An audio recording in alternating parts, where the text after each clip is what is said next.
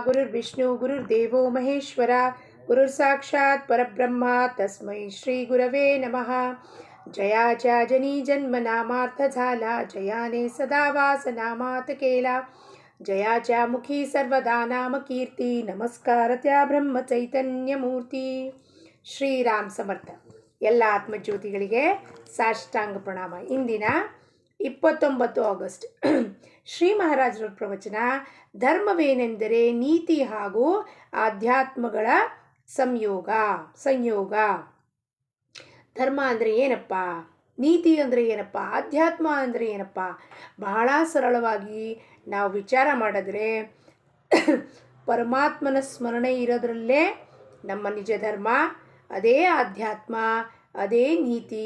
ಸತ್ಯದಲ್ಲಿ ಬದುಕೋದು. ಯಾರು ಧರ್ಮಾಚರಣೆಯಲ್ಲಿ ಇರ್ತಾನೋ, ಯಾರು ಸತ್ಯದಲ್ಲಿ ಬದುಕ್ತಿರ್ತಾನೋ, ಪ್ರಾಮಾಣಿಕತೆಯಿಂದ ಬದುಕ್ತಿರ್ತಾನೋ ಅಂದರೆ ಭಗವಂತನ ಹೊರತಾಗಿ ಯಾವ ವಿಷಯದ ಬಗ್ಗೆನೂ ಮಾತಾಡೋದಿಲ್ವೋ ಅದು ಸತ್ಯ ಧರ್ಮ ರಥಾಯಚ ಅಂತ ಏನು ಹೇಳ್ತೀವೋ, ಸತ್ಯ ಧರ್ಮ, ಸತ್ಯದಲ್ಲಿರೋದು, ಧರ್ಮದಲ್ಲಿರೋದು, ನೀತಿದಲ್ಲಿರೋದು. ಹಾಗೂ ಆಧ್ಯಾತ್ಮಗಳ ಸಂಯೋಗ ಆಗಬೇಕು ಅಂದರೆ ಎರಡು ಕೂಡಬೇಕು. ನಮ್ಮ ಧರ್ಮಾಚರಣೆ ಅಂದರೆ ಒಳಗೊಂದು ಹೊರಗೊಂದು ಇರಬಾರ್ದು.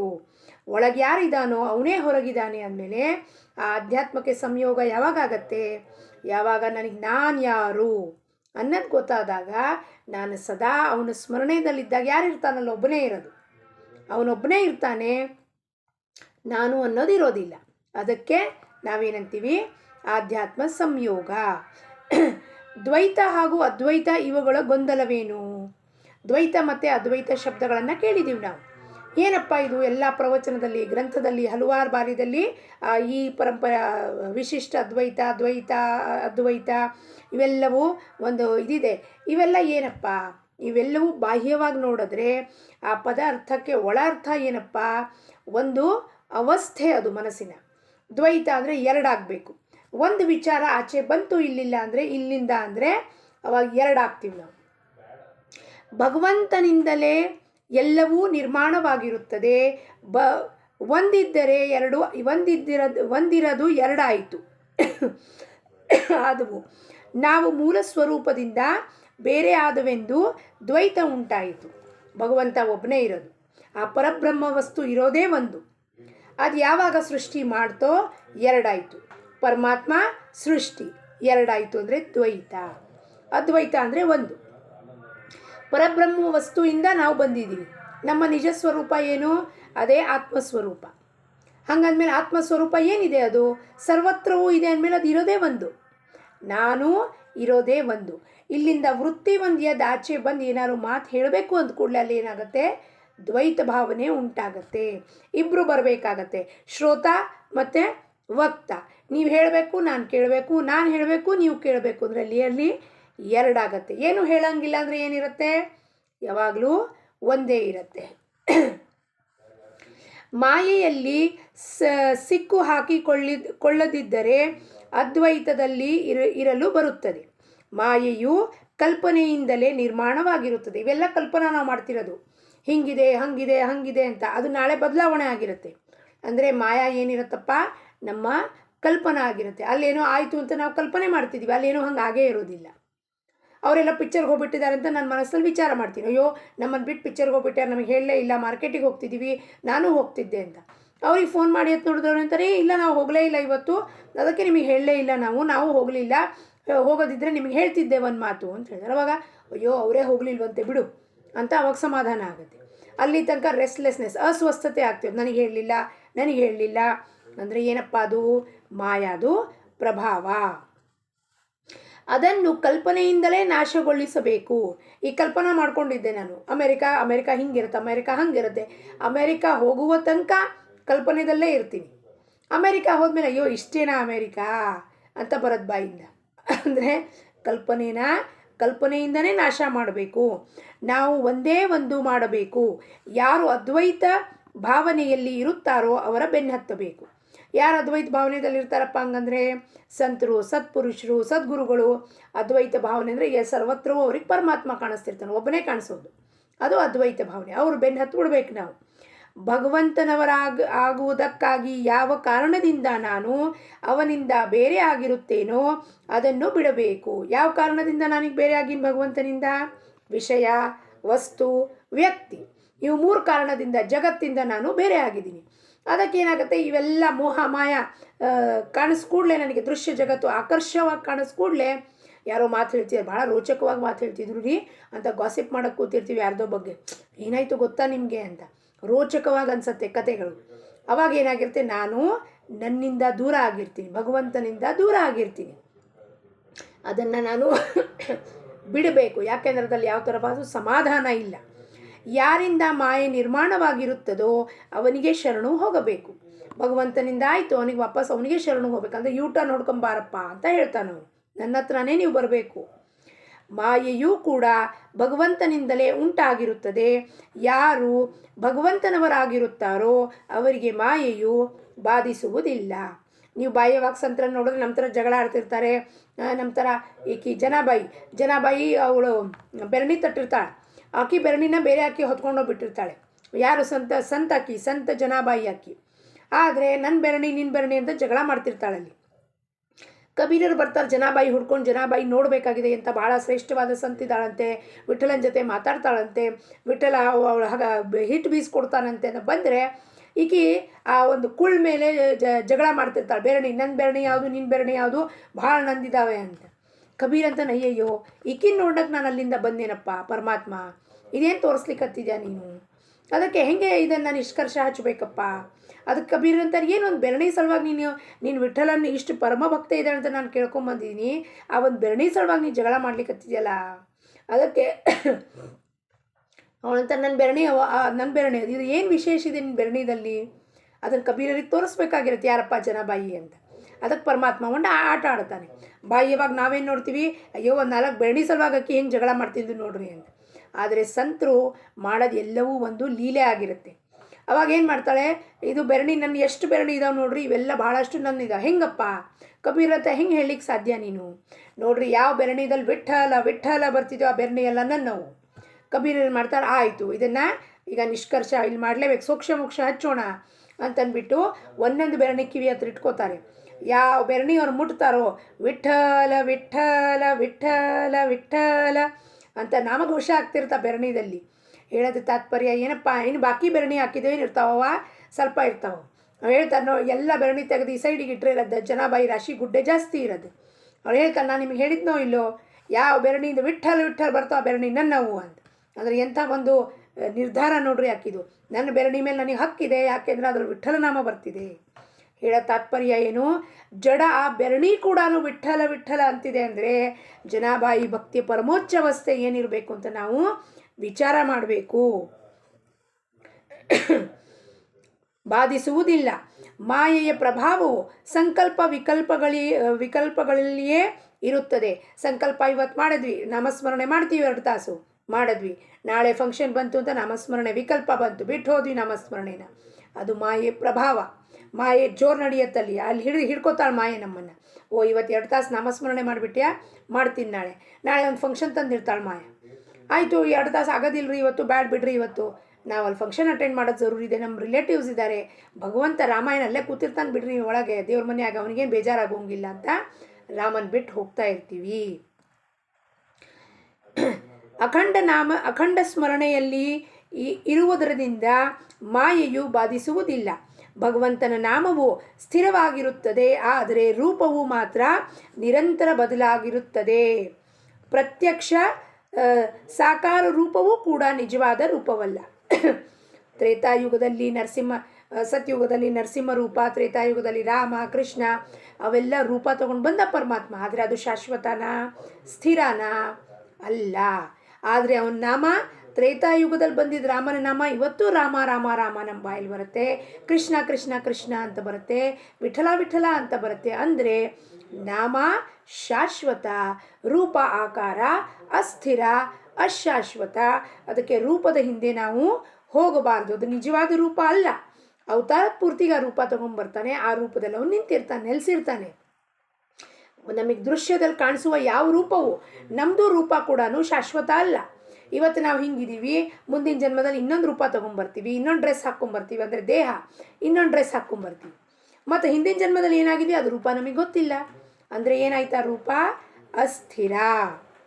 ನಮ್ಮ ಕಲ್ಪನೆಯಲ್ಲಿ ಬಂದದ್ದು ಎಲ್ಲವೂ ರೂಪವೇ ಆಗಲು ಶಕ್ಯವಿರುತ್ತದೆ. ನಮ್ಮ ಕಲ್ಪನೆಯಲ್ಲಿ ಏನೇನು ಅಮೇರಿಕಾ ಯೋಚನೆ ಮಾಡಿದ್ವಿ, ಅಮೇರಿಕಾ ಅಂದ್ಕೊಳ್ಳಿ ಯಾವುದೋ ಒಂದು ಫೋಟೋ ಬರುತ್ತೆ ಅಮೇರಿಕಾದ ಫೋಟೋ ಯೋಚನೆ ಮಾಡಿ ನಾವೇನೋ ಕಲ್ಪನಾ ಮಾಡ್ತೀವಿ, ಆ ಗಾರ್ಡನ್ನಲ್ಲಿ ಹೋಗ್ತೀವಿ, ಇದು ಅವೆಲ್ಲ ಕಲ್ಪನಾದಲ್ಲಿರುವ ರೂಪ ಎಲ್ಲವೂ ಅಶಾಶ್ವತ. ಸಮಾಧಾನವು ಪೂರ್ಣತ್ವದ ಅಲ್ಲ ಆಗಲು ಶಕ್ಯ. ಭಗವಂತನ ನಾಮದಲ್ಲಿ ಪ್ರತಿಫಲದ ಅಪೇಕ್ಷೆ ಇರುವುದಿಲ್ಲ. ಅವನ ನಾಮದಲ್ಲಿ ಯಾವ ಪ್ರತಿಫಲದ ಅಪೇಕ್ಷೆ ಇಲ್ಲ ಅಲ್ಲಿ. ಆದ್ದರಿಂದ ಅದು ಪೂರ್ಣವಾಗಿರುತ್ತದೆ. ಸಮಾಧಾನವು ಪೂರ್ಣತ್ವದ ಸ್ವಭಾವವೇ ಆಗಿರುತ್ತದೆ. ಆದ್ದರಿಂದ ಯಾವುದು ಪೂರ್ಣವಿರುವುದಿಲ್ಲವೋ ಅದು ಅಸಮಾಧಾನವಾಗಿರುತ್ತದೆ. ಯಾವುದು ಪೂರ್ಣ ಇಲ್ಲ, ನಾವು ಪೂರ್ಣ ಇಲ್ಲ. ಈಗ ನಮ್ಮ ಮನಸ್ಸಲ್ಲಿ ಕೊರತೆ ಗೋಳಾಟ, ನಾವು ಅಪೂರ್ಣ, ಏನೋ ನ್ಯೂನ್ಯತೆ ಇದೆ ಅಂತ ಹೇಳ್ತಿರ್ತೀವಿ. ಆದರೆ ಪರಮಾತ್ಮನ ನಾಮ ಪೂರ್ಣತ್ವ. ಅದಕ್ಕೆ ಅದನ್ನು ಯಾವಾಗ ತಗೋತೀವೋ, ಅದು ಶ್ರವಣ ಮಾಡ್ತೀವೋ, ನಿರೂಪಣಾ ಕೇಳ್ತೀವೋ, ಅಲ್ಲೇನಾಗತ್ತೆ, ಇವತ್ತು ಎಷ್ಟು ಚೆನ್ನಾಗಿ ಅನ್ನಿಸ್ತ್ರಿ, ನನಗೇ ಬೋಧನೆ ಮಾಡಿದ್ದಾರೆ ಗುರುಗಳು, ನನಗೇ ಹೇಳಿದ್ದಾರೆ, ಭಾಳ ಆನಂದ ಆಯ್ತು ರೀ, ಅವ್ರು ಕೇಳುವಾಗ ಪ್ರವಚನ ಭಾಳ ಆನಂದ ಆಗ್ತಿತ್ತು, ನಗನಗ್ತಾ ಇದ್ದೆ ನಾನು. ನಗನಗ್ತಾ ಇರೋದು ಅಂದರೆ ಏನು? ಸಮಾಧಾನದ ಲಕ್ಷಣ. ಆದರೆ ನಮ್ಮ ಮನಸ್ಸಲ್ಲಿ ನಾವು ಅಪೂರ್ಣ ಇದ್ದೀವಿ ಅಂತ ಭಾವನೆ ಇರೋದ್ರಿಂದ ನಾವೇನು ಮಾಡ್ತೀವಿ, ನಾಮ ಬಿಟ್ಟು ಹೋದ ಕೂಡಲೇ ಅಲ್ಲಿ ಅಸಮಾಧಾನ ಶುರುವಾಗುತ್ತೆ. ಭಗವಂತನಿಂದ ಬರುವ ಶಾಂತಿಯೇ ಸಮಾಧಾನವಾಗಿರುತ್ತದೆ ಹಾಗೂ ಇದೇ ಪೂರ್ಣತ್ವವಾಗಿರುತ್ತದೆ. ಯಾವ ಶಾಸ್ತ್ರದಿಂದ ಶಾಂತಿ ಹಾಗೂ ಸಮಾಧಾನಗಳು ಲಭಿಸುತ್ತದೆಯೋ ಅದೇ ನಿಜವಾದ ಶಾಸ್ತ್ರವಾಗಿರುತ್ತದೆ ಹಾಗೂ ಅದೇ ನಿಜವಾದ ಧರ್ಮವಾಗಿರುತ್ತದೆ. ಧರ್ಮವೇನೆಂದರೆ ನೀತಿ ಹಾಗೂ ಅಧ್ಯಾತ್ಮಗಳ ಸಂಯೋಗ ಆಗಿರುತ್ತದೆ. ಯಾತ್ರದಿಂದ ಸಮಾಧಾನ ಸಿಗುತ್ತೆ, ಶಾಸ್ತ್ರದಿಂದ. ಒಂದೇ ಒಂದು ಶಾಸ್ತ್ರ ಏನು? ಪರಮಾತ್ಮ ಒಬ್ಬನೇ ಸತ್ಯ, ಅವನ ನಾಮವೇ ಒಂದು ಸತ್ಯ. ಆ ನಾಮವನ್ನು ತಗೊಳ್ತಾ ಹೋದರೆ ಇಲ್ಲಿ ಶಾಂತಿ, ಸಮಾಧಾನ, ಆನಂದ. ಭಗವಂತನಿಂದ ಮಾತ್ರ ಶಾಂತಿ ಸಮಾಧಾನ ಸಿಗ್ಲಿಕ್ಕೆ ಸಾಧ್ಯತೆ ಇರೋದು. ಅದಕ್ಕೆ ಅವನ ಪಾದ ಒಮ್ಮೆ ಗಟ್ಟಿಯಾಗಿ ಹಿಡ್ಕೊಂಡ್ಬಿಟ್ವ ನಾವು, ಅವಾಗ ಅವನು ಆ ದಾರಿದಲ್ಲಿ ಕರ್ಕೊಂಡೋಗಿ ನಮಗೆ ಸಾಧನೆಗಳನ್ನು ಕೊಟ್ಟು ಸದ್ಗ್ರಂಥ ವಾಚನ, ಪಠಣ, ನಿರೂಪಣಾ ಕೇಳೋದು, ಅಸತ್ಸಂಗಕ್ಕೆ ಹೋಗೋದು, ಇದೆಲ್ಲದ್ರೂ ನಮಗೆ ಹಚ್ಚಿಟ್ಬಿಟ್ರೆ ನಾವು ಎಲ್ಲಿರ್ತೀವಿ? ಸದಾ ಅವನ ಜೊತೆಗಿರ್ತೀವಿ. ಅಂದರೆ ಹೆಂಗಿರ್ತೀವಿ? ಆನಂದದಲ್ಲಿರ್ತೀವಿ. ನೆನ್ನೆ ಕೂಪ್ಕಟ್ಟಿ ಮಹಾರಾಜರು ಅಭಂಗದಲ್ಲಿ ಒಂದು 5 ವಿಷಯದ ಬಗ್ಗೆ ಹೇಳ್ತಿದ್ರು. 5 ವಿಷಯ ಕೇಳಿದಾಗ ಏನು ಅನ್ನಿಸ್ತತ್ತಪ್ಪ, ಅಯ್ಯೋ ನಾವು ಎಷ್ಟು ಈ ವಿಷಯದ ಹಿಂದೆ ಬೆನ್ನು ಹತ್ತಿರ್ತೀವಿ. ಆ ಬೆನ್ನು ಹತ್ತಿದಾಗ ನಮಗೆ ನಮ್ಮ ಮೇಲೆ ನಗು ಬರ್ತಿರತ್ತೆ. ಅವ್ರು ಹೇಳುವಾಗ ಎಲ್ಲ ಮಾತು ಮೇಲೂ ಎದಕ್ಕೆ ನಗು ಬರ್ತಿತ್ತಪ್ಪ, ಅಯ್ಯೋ ಎಷ್ಟು ಮೂಢರಾಗಿದ್ವಿ, ಮೂರ್ಖತನದಲ್ಲಿ ಬದುಕ್ತಾ ಇದ್ವಿ, ಇಂಥ ಒಂದು ಚಿಕ್ಕ ಪುಟ್ಟ ವಸ್ತು ಹಿಂದೆ ಆಮಿಷದಿಂದ ಹೋಗಿ ನಮ್ಮ ಜೀವನವನ್ನು ಹಾಳು ಮಾಡ್ಕೋತಿದ್ವಲ್ಲಪ್ಪ. ಆ ಭಗವಂತನ ಬಿಟ್ಟು ವಿಷಯದಲ್ಲಿ ಆಸಕ್ತರಾಗಿ ನಾವು ನಮ್ಮ ನಿಜವಾದ ಆನಂದನ ಕಳ್ಕೊಂಡ್ಬಿಟ್ಟಿದ್ನಲ್ಲಪ್ಪ ಅಂತ ನನ್ನ ಮೇಲೆ ನನಗೆ ನಗು ಬರ್ತಾಯಿತ್ತು. ಅದನ್ನು ಕೇಳಿ ಕೇಳಿ ನಗ್ತಾ ಇದ್ದೆ ನಾನು. ಎದಕ್ಕಪ್ಪ? ಸತ್ಸಂಗಕ್ಕೆ ಹೋದರೆ ಇದೇ ಸಿಗೋದು. ಏನು? ಆನಂದ ಸಿಗತ್ತೆ, ಬೋಧನೆ ಸಿಗತ್ತೆ. ಆ ಬೋಧನೆಯಲ್ಲಿ ನನಗೆ ಸುಧಾರಿಸುವ ಒಂದು ಅವಕಾಶ ಸಿಗತ್ತೆ. ಅವಕಾಶ ಸಿಕ್ಕಾಗ ಏನಾಗುತ್ತೆ, ನಾ ಅವಕಾಶನ ಉಪಲಬ್ಧಿ ಮಾಡ್ಕೋಬೇಕು, ಅದನ್ನು ಕರಗತ ಮಾಡಬೇಕು. ಅವಕಾಶನ, ಅಪರ್ಚುನಿಟಿನ. ಹೌದು, ನನಗೆ ಗುರುಗಳು ಇದನ್ನು ಹೇಳ್ತಿದ್ದಾರೆ, ನಾನು ಈ ವಿಷಯದಲ್ಲಿ ಹೆಂಗೆ ಸಿಕ್ಕಾಕೊಂಡಿದ್ನಪ್ಪ, ಹೆಂಗೆ ಅನ್ನಿಸ್ತಿತ್ತು ನನಗೆ, ಅದೆಲ್ಲ ಹೊರಟೋದಾಗ ಪರಮಾತ್ಮ ಹೆಂಗಿದ್ದಾನಪ್ಪ ಅಂತ ಅಂದ ಕೂಡಲೇ ಆನಂದ ಆಗತ್ತೆ, ನಗು ಬರ್ತಿರತ್ತೆ, ಶಾಂತಿ ಸಮಾಧಾನ ಆಗತ್ತೆ. ಯಾರು ಮತ್ತೊಬ್ಬರ ಹಿತದ ಕಡೆಗೆ ನೋಡದೆ ತನ್ನ ಹಿತದ ಕಡೆಗೆ ನೋಡುತ್ತಾನೋ ಅವನೇ ನಿಜವಾದ ಸ್ವಾರ್ಥಿಯಾಗಿರುತ್ತಾನೆ. ಸುಖವಾಗಿರಬೇಕೆಂಬುದು ಮನುಷ್ಯನ ನಿಜವಾದ ಇಚ್ಛೆ ಆಗಿರುವುದರಿಂದಲೇ ಅಸ್ವಸ್ಥತೆ ಉಂಟಾಗುತ್ತದೆ. ಸುಖಿಯಾಗಬೇಕು, ನಾನು ಸುಖಿಯಾಗಬೇಕು, ಇದು ಬೇಕು, ಅದು ಬೇಕು, ಇದು ಬೇಕು, ನಾನೆಲ್ಲ ಅಚೀವ್ ಮಾಡಬೇಕು ಅನ್ನೋದರಲ್ಲೇ ಅಸ್ವಸ್ಥತೆ. ಅಂದರೆ ಈ ರೆಸ್ಟ್ಲೆಸ್ನೆಸ್ ಶುರುವಾಗ ನಾನು ಮಾಡಬೇಕು ಅನ್ನೋದು. ಈ ಅಸ್ವಸ್ಥತೆಯಿಂದಲೇ ತಳಮಳವು ನಿರ್ಮಾಣವಾಗುತ್ತದೆ. ಈ ತಳಮಳದಿಂದಲೇ ಜಗತ್ತಿನ ಸರ್ವ ಸುಧಾರಣೆಗಳು ನಿರ್ಮಾಣವಾಗಿರುತ್ತದೆ. ಏನಪ್ಪ ಅಸ್ವಸ್ಥತೆ ಆಯಿತು? ಮೊದಲು ನಡ್ಕೊಂಡು ಹೋಗ್ತಿದ್ವಿ, ಆಮೇಲೆ ಸೈಕಲ್ ಬಂತು, ಬೈಲ್ಗಾಡಿ ಇತ್ತು, ಬೈಲ್ಗಾಡಿ ದೂರ ತಕ್ಕ ಎಷ್ಟೊಂದು ದಿವಸ ಹೋಗಬೇಕು, ಸೈಕಲ್ ಬಂತು, ಮತ್ತು ಟ್ರೈನ್ ಬಂತು, ಮತ್ತು ಕಾರ್ ಬಂತು, 2 ವೀಲರ್ ಬಂತು, 4 ವೀಲರ್ ಬಂತು, ಇನ್ನೂ ಫಾಸ್ಟಾಗಿ ಹೋಗುವಂಥ 4 ವೀಲರ್ ಬಂತು. ಆಮೇಲೆ ಇದರಲ್ಲಿ ಬೇಡ, ನಾವು ಆಕಾಶದಲ್ಲಿ ಹಾರೋಗಿ ಬೇಗ ಮುಟ್ಟೋಣ ಅಂತ ಏರೋಪ್ಲೇನ್ ಬಂತು. ಎಷ್ಟು ಸುಧಾರಣೆ ಆಯಿತೋ ಅದೆಲ್ಲವೂ ಏನಿದೆಯಪ್ಪ ನಮ್ಮ. ಆದರೆ ಈ ಸುಧಾರಣೆಗಳು ಎಷ್ಟೇ ಹೆಚ್ಚು ಆಗುತ್ತದೆಯೋ ಅಷ್ಟು ಮನುಷ್ಯನಿಗೆ ದುಃಖವೂ ಹೆಚ್ಚಿಗೆ ಆಗುತ್ತದೆ. ಇದು ನಮ್ಮ ಅನುಭವಕ್ಕೆ ಬಂದಿದೆ. ಎಷ್ಟೇ ಸುಧಾರಣೆ ಮಾಡಿದ್ರು ಕೈಯಲ್ಲಿ ಬಟ್ಟೆ ಒಗಿತಿದ್ವಿ, ಕೈ ಕಾಲು ಎಲ್ಲ ಗಟ್ಟಿಯಾಗಿತ್ತು, ಸ್ಟ್ರಾಂಗ್ ಇದ್ವಿ. 80-89 ವರ್ಷ ತನಕ ನಮ್ಮ ಅಜ್ಜಿ ಇನ್ನೂ ಇದ್ದಾರೆ. 93 ವರ್ಷ 95 ವರ್ಷ ನಮ್ಮ ಅಜ್ಜಿ ಇನ್ನೂ ಇದೆ. ಆದರೆ ಆಗಿನ ಕಾಲದೇನು ಪರಿಸ್ಥಿತಿ, ಈಗ ಬ್ಯಾಡ್ರಿ ಅಂದ್ಬಿಟ್ಟು ವಾಷಿಂಗ್ ಮಷಿನ್ ಬಂತು. ಅಯ್ಯೋ ಯಾರು ಕೈಯಲ್ಲಿ ಬಟ್ಟೆ ಒಗಿತಾರೆ, ಸುಸ್ತಾಗತ್ತೆ, ಹಂಗಾಗತ್ತೆ. ಅದಾದ ಕೂಡಲೇ ಏನಾಯಿತು, ಕೈಯೆಲ್ಲ ಲಟ್ಟಾಯಿತು, ಮೈಯೆಲ್ಲ ಲಟ್ಟಾಯಿತು. ಲಟ್ಟಾದ ಕೂಡಲೇ ಇನ್ನೊಂದಿನ ಕಾಲು ನೋವು ಹತ್ಕೊಂತು, ಅದಾಯಿತು. ಡಯಾಬಿಟೀಸ್ ಶುರುವಾಯಿತು. ಅದೆಲ್ಲ ಶುರುವಾಗಿ ಡಾಕ್ಟ್ರ್ ಹತ್ರ ದುಡ್ಡು ಕೊಡೋಕ್ಕೆ ಶುರು ಮಾಡಿದ್ವಿ. ಕೈಯಲ್ಲಿ ಬಟ್ಟೆ ಒಗೆಯುವಾಗ ಎಕ್ಸಸೈಸ್ ಆಗ್ತಿತ್ತು. ಯಾವ ಜಿಮ್ಗೆ ಹೋಗೋದು ಅವಶ್ಯಕತೆ ಇರ್ತಿರಲಿಲ್ಲ. ಹಿಂದಿನ ಕಾಲದ ಹೆಂಗಸರು ಅಜ್ಜಿಯವರು ಯಾರೂ ಜಿಮ್ಗೆ ಹೋಗ್ತಿರಲಿಲ್ಲ. ಕೈಯಲ್ಲೇ ಒಗ್ದು ಕುಕ್ಕೋದು, ಹಿಂಡೋದು, ಇವೆಲ್ಲ ಎಕ್ಸಸೈಸ್ ನ್ಯಾಚುರಲ್ ಆಗ್ತಿತ್ತು. ಆದರೆ ಅದನ್ನು ಬಿಟ್ಟು ಸುಧಾರಣೆಗೆ ಹೋದ್ವಿ. ರಿಮೋಟ್ ಟಿ ವಿ ಹೋಗೋವಾಗ ಬಟನ್ ಆನ್ ಮಾಡೋಕ್ಕೆ ಹೋದರೆ 10-20 ಹೆಜ್ಜೆ ಹೋಗಬೇಕಾಗ್ತಿತ್ತು. ಆಮೇಲೆ ಏನಾಯಿತು, ರಿಮೋಟಿನ ಟಿ ವಿ ಬಂತು. ಕೂತಲ್ಲೇ ಹಿಂಗೆ ರಿಮೋಟ್ ಟಿಕ್ ಅಂದರೆ ಆಯಿತು.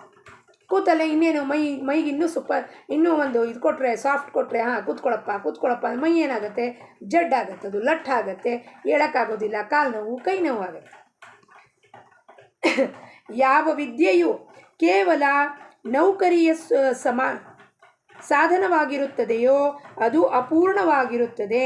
ಅಂತಹ ವಿದ್ಯೆಯು ಕೇವಲ ಹೊಟ್ಟೆಗಾಗಿಯೇ ಎಂದು ತಿಳಿಯಬೇಕು. ಅದು ಸಮಾಧಾನ ಕೊಡಲು ಶಕ್ಯವಿಲ್ಲ. ಯಾವ ವಿದ್ಯೆಯಿಂದ ನೌಕರಿ ಪೂರ್ತಿ ವಿದ್ಯೆ, ನಾವು ಡಿಗ್ರಿ ತೊಗೊಂಡ್ವಿ, BSc ಮಾಡಿದ್ವಿ, BCom ಮಾಡಿದ್ವಿ, MBA ಮಾಡಿದ್ವಿ, ಅದರಿಂದ 1000 ಲಕ್ಷ ಗಳಿಸಬಹುದು. ಊಟಕ್ಕೆ ಕೊಡ್ತಾನೆ, ಅನ್ನ ವಸ್ತ್ರ ನಿವಾರ ಆಗತ್ತೆ ಅದರಿಂದ. ಆದರೆ ಅದರಿಂದ ಸಮಾಧಾನ ಸಿಗುವುದಿಲ್ಲ. ಇದು ಶತಸಿದ್ಧ. ಯಾಕೆಂದರೆ ಸತ್ಪುರುಷರು, ಸದ್ಗುರು ಹೇಳಿರೋ ಮಾತಿದು. ಸಮಾಧಾನ ಕೊಡುವ ವಿದ್ಯೆಯೇ ಬೇರೆಯೇ ಆಗಿರುತ್ತದೆ. ಆದ್ದರಿಂದ ಲೌಕಿಕ ವಿದ್ಯೆಗೆ ಬಹಳ ಮಹತ್ವ ಕೊಡಬಾರದು. ನಾನು ನೆಗೆಣ್ಣಿ ಭಾಳ ಓದಿದಾಳ್ರಿ, ನಾನು ಓದಿಲ್ಲ, ಏನಾಯ್ತು ಅದರಿಂದ, ಏನು ಫರಕ್ ಬಿತ್ತು? ಏನು ಫರಕ್ ಬೀಳೋದಿಲ್ಲ. ಇಲ್ಲಿ ಒಳಗೆ ಆಂತರಿಕ ಸಮಾಧಾನ ಯಾತ್ರಿಂದ ಸಿಗುತ್ತೋ ಆ ವಿದ್ಯೆ ಕಲ್ತ್ಕೋಬೇಕು. ಅದು ಸತ್ಪುರುಷರ ಹತ್ರ, ಸದ್ಗುರು ಹತ್ರ ಇರುತ್ತೆ ಆ ವಿದ್ಯೆ. ಹೆಂಗೆ ಆಂತರಿಕ ಸಮಾಧಾನ ಹುಡುಕೋಬೇಕು. ನಾ ಮನೆಯಾಗ ಇರ್ತೀನಿ, ಅವ್ರು ಯಾರೋ ಕೆಲಸ ಮಾಡ್ತಿರ್ತಾರೆ ಬೇರೆಯವರು, ಹಂಗನ್ಬಿಟ್ಟು ಏನು ನಮ್ಮ ಬರೋದಿಲ್ಲಪ್ಪ, ಓದಿಲ್ಲ, ಜಾಸ್ತಿ ಬರೋದಿಲ್ಲ, ಹಂಗನ್ಬಿಟ್ಟು ಏನು ಲೌಕಿಕ ವಿದ್ಯೆಗೆ ಮಹತ್ವ ಕೊಡಬಾರ್ದು ಅಂದರೆ ಏನು? ಮಹತ್ವ ಕೊಡಬಾರ್ದು ಅಂದರೆ ಯಾವುದರಿಂದ ಸಮಾಧಾನ ಆಗೋದಿಲ್ವೋ ಅದಕ್ಕೆ ಮಹತ್ವ ಕೊಡಬಾರ್ದು. ನಿಮ್ಮ ಮನೆ ಮುಂದೆ ಬೋರ್ಡ್ ಹಾಕ್ಕೊಳ್ರಿ, ಡಿಗ್ರಿ ಹಾಕ್ಕೊಳ್ರಿ, ಏನು ಬೇಕಾದ್ ಮಾಡ್ಕೊಳ್ರಿ, ಅದರಿಂದ ನಿಮಗೆ ಸಮಾಧಾನ ಆಗತ್ತಾ? ಖಂಡಿತವಾಗ್ಲೂ ಹಾಕ್ಕೊಳ್ರಿ. ಆದರೆ ಅವು ಯಾವ ಹಾಕ್ಕೊಳ್ಳೋದ್ರಿಂದನೂ ಸಮಾಧಾನ ಆಗ್ತಿಲ್ಲ. ಇವತ್ತು ಜಗತ್ತಿನ ಇದು ನಿಜವಾದ ಸತ್ಯ. ಇದು ಸಂತು ಸತ್ಪುರುಷರು ತೋರಿಸ್ತಾರೆ. ಒಮ್ಮೆ ನಮಗೆ ಶಾಂತಿಯು ಬರುವುದೇನೆಂದರೆ ಈ ಜಗತ್ತಿನಲ್ಲಿ ಒಮ್ಮೊಮ್ಮೆ ನಮಗೆ ಸಂಶಯ ಬರುತ್ತೆ. ಏನೆಂದರೆ ಈ ಜಗತ್ತಿನಲ್ಲಿ ಎಲ್ಲಾದರೂ ಸುಖ ಸಮಾಧಾನ ಹಾಗೂ ಆನಂದಗಳು ಇರುತ್ತದೆಯೇ ಪ್ರಶ್ನೆ ಬರುತ್ತೆ. ಆದರೆ ಈ ಸಂಶಯವು ಯೋಗ್ಯವಲ್ಲ. ಏಕೆಂದರೆ ಯಾವ ವಿಷಯಗಳು ಈ ಜಗತ್ತಿನಲ್ಲಿ ಇರುವುದಿಲ್ಲವೋ ಅವುಗಳ ಹೆಸರಾದರೂ ಹೇಗೆ ಬರುತ್ತದೆ? ಏನಪ್ಪ ಸಂಶಯ, ಶಾಂತಿ ಸಮಾಧಾನ ಇವೆಲ್ಲ ಇದೇನಪ್ಪ ಅಂತ ಪ್ರಶ್ನೆ. ಆದರೆ ಜಗತ್ತಿನಲ್ಲಿ ಇವೆಲ್ಲ ಇಲ್ಲೇ ಇಲ್ಲ. ಶಾಂತಿನೂ ಇಲ್ಲ, ಸಮಾಧಾನವೂ ಇಲ್ಲ, ಆನಂದ ಜಗತ್ತಿಂದ ಸಿಗೋದಿಲ್ಲ. ಅಂದಮೇಲೆ ಯೋಗ್ಯವೇ ಅಂತ ಪ್ರಶ್ನೆ ಮಾಡ್ತಾರೆ.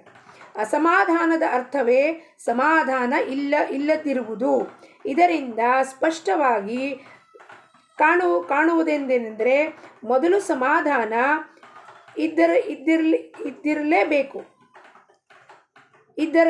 ಇದ್ದಿರಲೇಬೇಕು. ದೀಪಾವಳಿಯಲ್ಲಿ ಸುಖವೆನಿಸುವುದಿದ್ದನ್ನು ಇಂದು ಮಾಡುತ್ತೇವೆ ಮತ್ತು ದುಃಖವನ್ನು ನಾಳೆ ಹಾಕುತ್ತೇವೆ. ದೀಪಾವಳಿ ಟೈಮ್ನಲ್ಲಿ ದೀಪಾವಳಿ ಸೆಲಿಬ್ರೇಟ್ ಮಾಡ್ತಿರ್ತೀವಿ. ಎಲ್ಲ ಸುಖ ಅನ್ನಿಸ್ತಿರುತ್ತೆ. ಏನೋ ಒಂದು ಸಮಸ್ಯೆ ಬರುತ್ತೆ, ನಾವೇನಂತೀವಿ, ಇರಲಿ ಬಿಡು, 4 ದಿವಸ ದೀಪಾವಳಿ ಇದೆ, ದೀಪಾವಳಿ ಹೋದ್ಮೇಲೆ ಇದ್ರ ಬಗ್ಗೆ ನಾವು ವಿಚಾರ ಮಾಡೋಣ. ಅಂದರೆ ದುಃಖದ ಕಾಳಜಿ ನಾಳೆ ಮೇಲೆ ಹಾಕಾಯಿತು, ನಾಳೆ ಹಾಕುತ್ತೇವೆ. ಇದರ ತಾತ್ಪರ್ಯವೇನೆಂದರೆ ನಮ್ಮ ಚಿಂತೆಗಳೆಲ್ಲವೂ ಮುಗಿದಿರದಿದ್ದರೂ ಅಂದಿನ ದಿನವು ಚಿಂತಾರಹಿತವಾಗಿ ಕಳೆಯುತ್ತೇವೆ. ನಾಳೆ ಮತ್ತೆ ಚಿಂತೆಯೂ ಇದ್ದೇ ಇರುತ್ತದೆ. ಇವತ್ತು ಬೇಡ, ದೀಪಾವಳಿ ಇದೆಯಪ್ಪ, ಹಬ್ಬದ ದಿವಸ ಗಲಾಟೆ ಬೇಡ, ಜಗಳ ಬೇಡ, ಏನೋ ಬಂತು ಜಗಳ, ಏನೋ ಪ್ರಾಪರ್ಟಿ ಕೇಸ್ ಬಂದಿದೆ, ಏನೋ ಬಂದಿದೆ, ಇರ್ರಿ 4 ದಿವಸ ದೀಪಾವಳಿ ಸೆಲೆಬ್ರೇಟ್ ಮಾಡ್ಕೊಂಡು ಬರ್ತೀವಿ, ಆಮೇಲೆ ಕೇಸ್ ಬಗ್ಗೆ ವಿಚಾರ ಮಾಡೋಣ ಅಂದರೆ ತಲೆನೋವು ನಾಳೆಗೆ ಪೋಸ್ಟ್ಪೋನ್ ಮಾಡಿದ್ದಾಯ್ತು ನಾವು. ನಾಳೆ ಚಿಂತೆ ಇದ್ದೇ ಇರುತ್ತದೆ. ಆದರೆ ಯಾರು ಭಗವಂತನ ಸ್ಮರಣೆ ಮಾಡುತ್ತಾರೋ ಅವರಿಗೆ ಎಂದೂ ಚಿಂತೆ ಉಳಿಯುವುದಿಲ್ಲ. ಯಾರು ಭಗವಂತನ ಸ್ಮರಣೆದಲ್ಲಿರ್ತಾರೋ ಅವ್ರಿಗೆ ಯಾವ ಥರವಾದ ಚಿಂತೆ ಉಳಿಯೋದಿಲ್ಲ. ಹಾಗಂದರೆ ಅವ್ರಿಗೆ ಜ್ಞಾನಿಗೆ, ಸಂತರಿಗೆ, ಸತ್ಪುರುಷರಿಗೆ ಚಿಂತೆ ಇರೋದಿಲ್ಲೇನ್ರಿ? ಇರತ್ತೆ. ಪ್ರಾರಬ್ಧಾನುಸಾರವಾಗಿ ಅವ್ರ ಮಕ್ಕಳು ಅವ್ರ ಮನೆಯಲ್ಲಿ ಮಾತು ಕೇಳೋದಿಲ್ಲ, ಅವ್ರ ಮಕ್ಕಳು ಓಡ್ ಹೋಗಿರ್ಬೋದು. ಸಂತರ ಸತ್ಪುರುಷರದಲ್ಲಿ ನೋಡ್ತೀವಿ, ತುಕಾರಾಮ್ ಮಹಾರಾಜರು ಯಾವಾಗೆಲ್ಲ ದುಷ್ಕಾಲ ಬಂತೋ ಅವಾಗ ಅವ್ರ ತಮ್ಮ ಅವ್ರನ್ನ ಬಿಟ್ಟು ಹೋಗಿಬಿಡ್ತಾನೆ. ಇವರು ಇಂದ್ರಾಯಣಿದಲ್ಲಿ ಎಲ್ಲ ಪತ್ರ, ಆ ವ್ಯವಹಾರ ಪತ್ರ ಎಲ್ಲವನ್ನು ತಗೋ ಇಂದ್ರಾಯಣಿದಲ್ಲಿ ಮುಳುಗಿಸ್ಬಿಡ್ತಾರೋ, ಇನ್ನು ನಮ್ಮ ಹತ್ರ ದುಡ್ಡಿಲ್ಲ, ಹಣ ಇಲ್ಲ, ಕಾಸಿಲ್ಲ ಅಂದ್ಬಿಟ್ಟು ತಮ್ಮ ಬಿಟ್ಟು ಹೋಗಿಬಿಡ್ತಾನೆ. ಅಂದರೆ ನಮ್ಮ ಆಪ್ತರೆಷ್ಟು ಕಷ್ಟ ಬಂದಾಗ ನಮ್ಮನ್ನು ಬಿಟ್ಟು ಹೋಗೋದೇನು ಇದಲ್ಲ, ಏನು ಅದರಲ್ಲೇನೋ ಆಶ್ಚರ್ಯ ಅಲ್ಲ. ಸೊ ಆ ಸಂತರ ಮನೆಯಲ್ಲೇ ಇಂಥದ್ದೆಲ್ಲ ಉದಾಹರಣೆ ನಮಗೆ ತೋರಿಸ್ತಾರೆ. ಕಷ್ಟ ಬಂದಾಗ ಮೊದಲು ಎಲ್ಲರೂ ನಮ್ಮನ್ನು ಬಿಟ್ಟು ಹೋಗ್ತಾರಪ್ಪ, ನಮ್ಮನ್ನು ಯಾರೂ ಕೇಳೋದಿಲ್ಲ. ತಮ್ಮ ಬಿಟ್ಟು ಹೋಗ್ತಾನೆ, ಹೆಂಡತಿ ಸತ್ತು ಹೋಗ್ತಾಳೆ, ಮಗು ಸತ್ತು ಹೋಗುತ್ತೆ, ಎಲ್ಲರೂ ಬಿಟ್ಟು ಹೋಗ್ತಾರೆ. ಅವಾಗ ಅವ್ರಿಗೆ ಅರಿವಾಗುತ್ತೆ ಇದೇನಪ್ಪ ಇದು. ಅವಾಗ ಅವ್ರು ಹುಡ್ಕೊಂಡು ಹೋಗ್ತಾರೆ ಪರಮಾತ್ಮನ ಸಾಕ್ಷಾತ್ಕಾರಕ್ಕೆ. ಗುಡ್ಡದ ಮೇಲೆ ಕುತ್ಕೋತಾರೆ, ದಿವಸ ರಾತ್ರಿ ಕುತ್ಕೊಂಡು ಸಾಕ್ಷಾತ್ಕಾರ ಹೊಂದುತ್ತಾರೆ. ಅಂದರೆ ಪರಮಾತ್ಮ ಎಲ್ಲ ಪರಿಸ್ಥಿತಿ ತೋರಿಸ್ತಾನೆ. ಏನಪ್ಪ ಅವರಿಗೂ ತಪ್ಪಿದ್ದಲ್ಲ, ಆದರೆ ಅವ್ರೇನು ಮಾಡ್ತಾರೆ, ಪ್ರಾರಬ್ಧದಲ್ಲಿ ಬಂದಿರೋದು ಪರಮಾತ್ಮ ನಿನ್ನ ಇಚ್ಛೆ ಅಂತೆ ಅಂತ ಅವ್ರು ಅದನ್ನು ಆನಂದದಿಂದ ಅನುಭವಿಸ್ತಾರೆ. ಅದಕ್ಕೆ ಅವ್ರಿಗೆ ಯಾವ ಥರವಾದ ಚಿಂತೆ ಇಲ್ಲ. ಅವ್ರೇನು ಮಾಡ್ತಾರೆ, ಇದು ನೀನೇ ಕೊಟ್ಟಿದ್ದೆ ತಾನೇ ಪ್ರಾಬ್ಲಮ್. ಶಿವಾಜಿ ಮಹಾರಾಜರು ಬರ್ತಾರಲ್ಲಿ ಅವರ ಸತ್ಸಂಗ ಕೇಳೋಕ್ಕೆ ಬಂದಾಗ ಅಲ್ಲಿ ಯವನರು ಎಲ್ಲ ಔರಂಗಜೇಬ್ ಕಡೆಯವರೆಲ್ಲರೂ ಅಟ್ಯಾಕ್ ಮಾಡ್ತಾರೆ. ಅಟ್ಯಾಕ್ ಮಾಡಿದಾಗ ಎಲ್ಲ ಸುತ್ತಮುತ್ತಲೂ ತುಂಬ್ಕೊಂಡ್ಬಿಟ್ಟು ಅವರಿಗೆ ಅಟ್ಯಾಕ್ ಮಾಡ್ಬೇಕು ಶಿವಾಜಿನ ಅಂತ. ತುಕಾರಾಮ್ ಮಹಾರಾಜರು ಪಾಂಡುರಂಗನಿಗೆ ಹೇಳ್ತಾರೆ, ನಾನು ಇಲ್ಲಿ ನಿನ್ನನ್ನು ಕೊಂಡಾಡ್ತಿದ್ದೀನಿ, ಅಲ್ಲಿ ಎಲ್ಲರೂ ತಂದಿದ್ಯಾ, ಇದು ನಿನ್ನ ಬ್ರಿದಾವಳಿನ, ನೀನು ಭಕ್ತನ ರಕ್ಷಣೆ ಮಾಡುವುದು ನಿನ್ನ ಬ್ರಿದಾವಳಿ. ಈಗ ಒಂದು ಸಂಕಟ ತಂದಿಟ್ಟಿದೆಯಲ್ಲ, ನಿನಗೆ ನಿನ್ನ ಒಂದು ಇದಿದೆಯೋ ಬ್ರಿದಾವಳಿ ಮೇಲೆ ನೀನು ಕಾಪಾಡಲಿಲ್ಲ ಅಂದರೆ ನಿನಗೆ ನಾಚಿಕೆ ಆಗಬೇಕು ಅಂತ ನಿರ್ಧಾರದಿಂದ ಹೇಳ್ತಾರೆ. ನಿರ್ಭಯವಾಗಿ ಪಾಂಡುರಂಗನಿಗೆ ಹೇಳ್ತಾರೆ, ನೀನು ಕಾಪಾಡಬೇಕು ಅವನನ್ನು ಶಿವಾಜಿನ ಅಂತ. ಅವಾಗ ಯವನರು ಒಳಗೆ ಬಂದ ಕೂಡಲೇ ಗುಡಿದಲ್ಲಿ ಎಲ್ಲಿ ನೋಡ್ತಾರೆ, ಎಲ್ಲ ಕಡೆಯೂ ಯಾರ್ಯಾರು ಭಕ್ತರಿರ್ತಾರೋ ಅವರೆಲ್ಲ ಶಿವಾಜಿ ಆಗಿಬಿಟ್ಟಿದ್ದಾರೆ. ಅವ್ರು ನೋಡ್ತಾರೆ, ಎಲ್ಲೆಲ್ಲಿ ನೋಡಿದ್ರು ಶಿವಾಜಿ ಕಾಣಿಸ್ತೇನೆ. ಯಾವ ನಿಜವಾದ ಶಿವಾಜಿ, ಯಾವ ಸುಳ್ಳು ಶಿವಾಜಿ, ಯಾರನ್ನು ಹೇಳ್ಕೊಂಡು ಹೋಗಬೇಕು. ಅಲ್ಲಿ ಅಷ್ಟ ತನಕ ಶಿವಾಜಿ ಮಹಾರಾಜರು ಗುಪ್ತವಾಗಿ ಅಲ್ಲಿಂದ ಹೊಟ್ಟೋಗ್ಬಿಡ್ತಾರೆ. ಅಂದರೆ ಪರಮಾತ್ಮ ಚಿಂತೆ, ಅವ್ರಿಗೇನು ಚಿಂತೆ ಇರಲಿಲ್ಲ. ಅಯ್ಯೋ ಹಿಂಗೆ ಆಗ್ಬಿಡ್ತಲ್ಲಪ್ಪ, ಏನು ಮಾಡೋದು, ನೀನು ತಯಾರು ಮಾಡಿದ್ದಾನೆ ಇದು ಒಂದು ಇದನ್ನು ಸಂಕಟ, ನೀ ತಯಾರು ಮಾಡಿದ್ಯಾ, ನೀನೇ ಅದರಿಂದ ನನಗೆ ಪಾರು ಮಾಡಬೇಕು ಅನ್ನೋದು ನಿರ್ಭಯವಾಗಿ ಸಿಂಹದ ಮರಿಗಳ ಥರ ಇರ್ತಾರೆ ಸಂತರು ಸತ್ಪುರುಷರು. ಅದಕ್ಕೆ ಅವರಿಗೆ ಚಿಂತೆ ಉಳಿಯುವುದಿಲ್ಲ. ಇಂದಿನ ಬೋಧವಚನ, ಯಾರ ಪ್ರತಿಯೊಂದು ಕೃತಿಯು ರಾಮನ ಸ್ಮರಣೆಯಲ್ಲಿ ಆಗುವುದೋ, ಯಾರ ಪ್ರತಿಯೊಂದು ಕೃತಿಯು ರಾಮನ ಸ್ಮರಣೆಯಲ್ಲಿ ಆಗುವುದೋ ಅವನೇ ನಿಜವಾದ ರಾಮರಾಜ್ಯದಲ್ಲಿ ಇರುತ್ತಾನೆ. ರಾಮರಾಜ್ಯ ಆ ಕಾಲದಲ್ಲೆಲ್ಲ, ಈ ಕಾಲದಲ್ಲೂ ರಾಮರಾಜ್ಯ ಆಗೋಕ್ಕೆ ಸಾಧ್ಯತೆ ಇದೆ. ಹೆಂಗಪ್ಪ, ಏನು ಕೃತಿ ಮಾಡ್ತೀನೋ ರಾಮನ ಹೆಸರು ತಗೊಳ್ಳೋ. ಏನು ಕೃತಿ ಮಾಡ್ತೀನೋ, ರಾಮ ಬಾರಪ್ಪ ಮಾರ್ಕೆಟಿಗೆ ಹೋಗೋಣ, ರಾಮ ಬಾರಪ್ಪ ಅಡುಗೆ ಮಾಡೋಕ್ಕೆ ಹೋಗೋಣ, ರಾಮ ಬಟ್ಟೆ ಹೊರಲಿಕ್ಕೆ ಹೋಗಬೇಕಾಗಿದೆ ಬಾರಪ್ಪ, ರಾಮ ಇಡ್ಲಿ ಹಿಟ್ಟು ರುಬ್ಬೇಕಾಗಿದೆ ಬಾರಪ್ಪ, ರಾಮ ಈಗ ಸ್ವಲ್ಪ ಸ್ವಸ್ಥವಾಗಿ ನಾನು ಮಲ್ಕೋತೀನಿ ಬಾರಪ್ಪ, ರಾಮ ಉಣ್ಣೋಣ ಬಾರಪ್ಪ, ಅಡುಗೆ ರುಚಿಯಾದ ಅಡುಗೆ ಮಾಡಿದ್ದೀನಿ ಬಾರಪ್ಪ. ಎಲ್ಲ ಕೃತಿಯು ರಾಮಾರ್ಪಣೆ ಮಾಡ್ಕೊಂಡು ಯಾರು ಮಾಡ್ತಾರೋ ಅವನು ನಿಜವಾಗಿಯೂ ರಾಮನ ಜೊತೆಗೆ ಇದ್ಮೇಲೆ ಯಾವ ರಾಜ್ಯದಲ್ಲಿದ್ದೀವಿ ನಾವು? ರಾಮರಾಜ್ಯದಲ್ಲಿದ್ದೀವಿ. ಸಾರೂಪ್ಯ, ಸಾಮೀಪ್ಯ, ಸಾಲೋಕ್ಯ, ಸಾಯುಜ್ಯ. ರಾಮನ ಜೊತೆಗೆ ಇರೋದು ಅಂದರೆ ಎಲ್ಲ ಮುಕ್ತಿ ಹೊಂದೋದು. ಪ್ರತಿಯೊಂದು ಕೃತಿಯಲ್ಲೂ ಅವನ ಹೆಸರು ತಗೋಬೇಕು. ಪ್ರತಿಯೊಂದು ಕೃತಿ ಕೂತಾಗ ನಿಂತಾಗ ಬಾಯಿ ತೆಗೆದ್ರೆ ರಾಮ ಬರ್ತಿರ್ಬೇಕು. ಬಾರಪ್ಪ ರಾಮ ಹೋಗೋಣ, ಬಾರಪ್ಪ ರಾಮ ನನಗೆ ಒಂಚೂರು ಅಂಗಡಿ ಕೆಲಸ ಇದೆ ಬಾರಪ್ಪ ರಾಮ ನನ್ನ ಜೊತೆಗೆ ಬಾರಪ್ಪ, ಟೇಲರ್ ಹತ್ರ ಹೋಗ್ಬೇಕಂದ್ರೆ ಬಾರಪ್ಪ, ಹೂ ತೊಗೊಂಬರೋಣ ಬಾರಪ್ಪ, ರಾಮ ರಾಮ ರಾಮ ರಾಮ ಅಂತಿದ್ರೆ ನಾನು ರಾಮನ ರಾಜ್ಯದಲ್ಲೇ ಇರ್ತೀನಿ. ಜಾನಕಿ ಜೀವನ ಸ್ಮರಣ. ಜಯ ಜಯ ರಾಮ್.